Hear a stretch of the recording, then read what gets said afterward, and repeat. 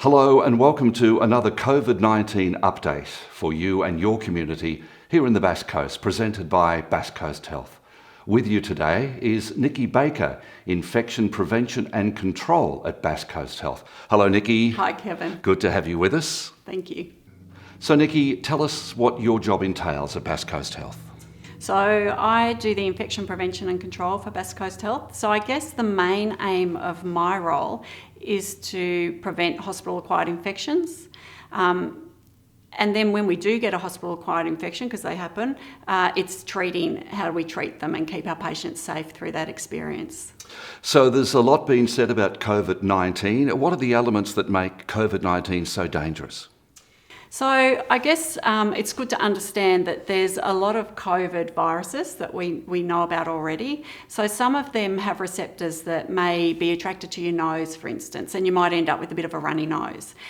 The difference with COVID-19 is the receptors on this virus are attracted to the cells in your lungs, and that's why you'll hear that a lot of patients are getting short of breath and having those symptoms of pneumonia.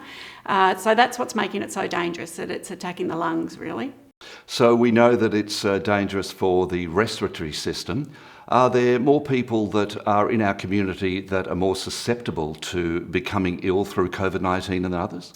Yeah, sure. So, there is, and the list is growing, every day. So we started off with people who had travelled were obviously more at risk, and then it became people who were contacts of people who had travelled, and that list is growing now. So obviously people who are dealing with the public, so police force, people in the disability field, all of those areas. But I guess in the general community, it's more people who are immunosuppressed.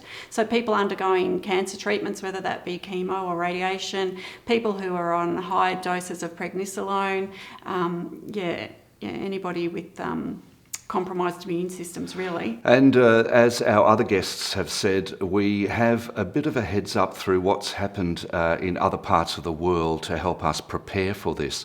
So that must be helping a great deal. Absolutely. We've had a bit of a breather to get ourselves prepared, which has been very necessary, of course, because it's a lot of work that goes into it. But I think it's going to, it is setting us up in a much better place to deal with it when it hits, basically.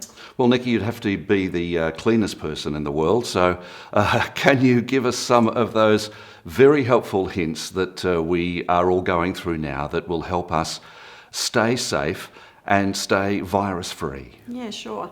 So what I'm going to do with your help is I want to show you what I do with our employees at the hospital. So we do a monthly orientation for new staff, and it's one thing I think to tell people to wash their hands and that, but we all know if we go to the movies or the theatre and you watch people, I watch people because I'm an auditor for hand hygiene, but when you watch people, they'll dip their fingers under the tap and they call that washing your hands. To me, if you're going to do that, don't bother. Mm-hmm. So I'm going to show you how we teach our staff to wash their hands. Oh, okay. All right. Do I need to roll up my sleeves Absolutely, for this one? All right, roll so up I'll your sleeves. Do this. So you've got gloves there. So I have got can gloves only there if you can pop them on. Appreciate that that's part of it. So I think we have to be really careful because we just tell people wash your hands. We tell kids wash your hands. But like I say, everybody's got a different interpretation of washing their hands. Mm-hmm. So you'll notice with the messaging we're getting from the department, the government at the moment, they're telling people it's really important that you do the soap and water wash for 20 seconds under the taps. I'm just going to pop a little bit of this paint on your gloves. Paint, water-based paint, don't panic. I'm not washing my hands with paint, am I? Just hold on. So what I want you to do is just wait till I say, and that's going to just imitate when we use the hand gel, because everybody now is, really on top of hand sanitizer. You've really got to understand hand sanitizer is only going to work on clean hands. So really important, if your hands aren't clean, you've got to go back to your soap and water wash. Right. So you start just pretending you put your hand sanitizer on and give your hands a good, rub. Rightio. So I'm giving my hands a good rub with hand sanitizer. This is exactly how I would probably do the hand sanitizer. It's a great colour blue. Okay, so now stop. And if you hold your hands up to the cameras so people can have a good look. Yeah.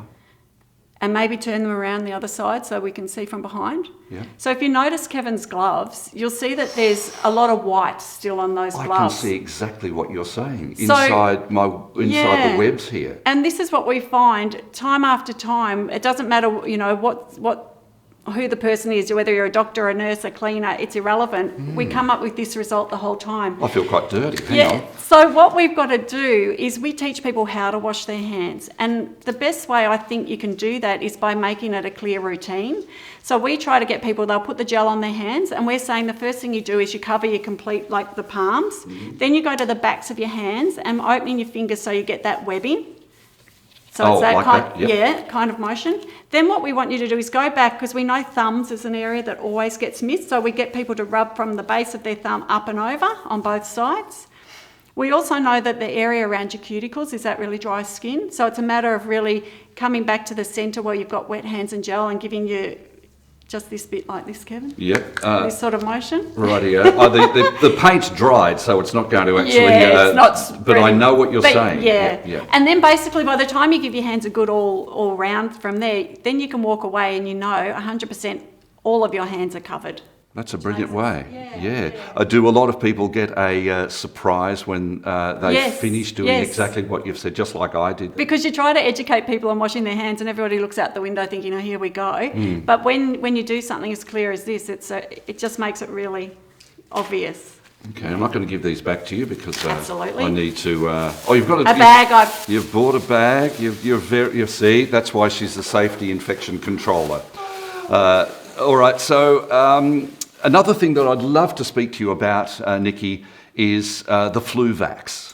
Yeah, so perfect timing. Obviously, I think it's really important to be clear here. So we know from all the testing we're doing at Bass Coast Health at the moment, we're detecting a lot of common cold sort of rhinoviruses, parainfluenzas, those types of viruses at the moment in our community. So we know there's a lot of people with common colds.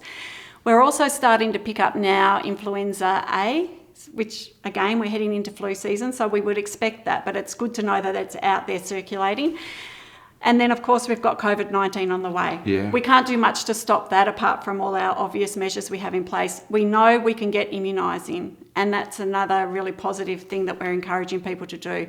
If you can have your flu vax on board, it's going to make you stronger and healthier, and hopefully you avoid getting influenza, which keeps your immune system stronger for when COVID-19 does arrive. And very briefly, I know Bass Coast Health have a great record of taking care of themselves to prepare for anything that comes along. Yeah, we're really proud. The department set a guide for hospitals to, a target, if you like, for hospitals to reach with their staff immunisation program. So they're aiming at 84% this year. Bass Coast Health have been up in the 90s for the last few years now. So I think last year we came in at 94%, which was like third highest in the state for hospitals our size. That's great. So we've got a really good culture up there as far as protecting ourselves and our community. Nicky, thank you very much. Very informative. Well, now that you know how to wash your hands, there's no excuse. Until I see you again, take care.